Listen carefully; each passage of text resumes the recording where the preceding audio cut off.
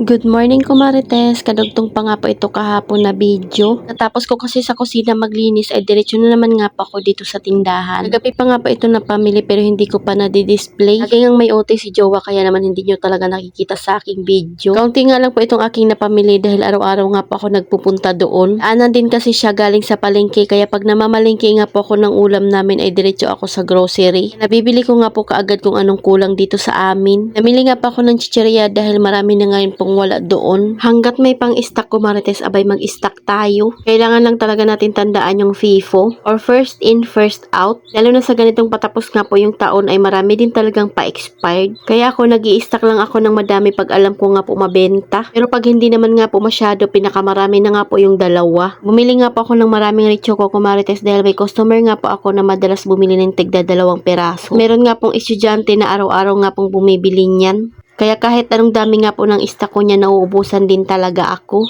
Syempre yung mga dilata dahil halos araw-araw ay may bumibili sa atin yan. Tuwing December ba, Kumarites, ay mamimigay kayo sa inyong suki. Akin ay ngayong taon pa lang pero syempre yung kaya lang ng budget ko. Wala kasi nung nag-open ako ng tindahan, Kumarites, kahit papaano ngayon pa nga lang po ito dumami ang laman. Dahil past 2 years nga po ay halos sara-sara store nga rin po ito. Yung tipong hindi siya magkakalaman kung hindi nga ako maglo-loan. Kaya malaking bagay din talaga sa amin itong natutunan ko nga gumawa ng vlog. Abay baka kung wala pang vlog ay hindi pa ako makakabayad sa aking mga pinagkakautangan. 5% na nga lang po yung aking utang at alam ko nga po ay matatapos na iyon ngayong 2025. Na hanggang sa susunod na taon ay hindi ko na nga kailangan umutang para magkaroon ng puhunan. Next year nga po, ang goal namin ni Jowa ay itong bahay. Ayos na yung taas. Para naman hindi lang itong baba yung maganda tingnan, pati na nga rin po doon sa second floor namin. Makatapos lang kami sa pagbabayad. Unti-unting pagbili ng mga gamit na magaganda. Tipong pang aesthetic talaga. Dahil halos nga po lahat ng gamit namin ay mga recycled lang talaga or yung mga patapon na sa ibang tao. Pero dahil pwede pa naman pakinabangan, kaya naman ginagamit nga rin po namin iyon. Hindi talaga pwedeng maubusan kami ng tubig, Kumarites, abay bestseller nga rin po namin ito. Napansin ko nga nakataas na yung blinds pero hindi pa nga nakabukas itong bintana. Kaya nung pagkabukas ko ay diretso na nga rin po ako ayos ng stock.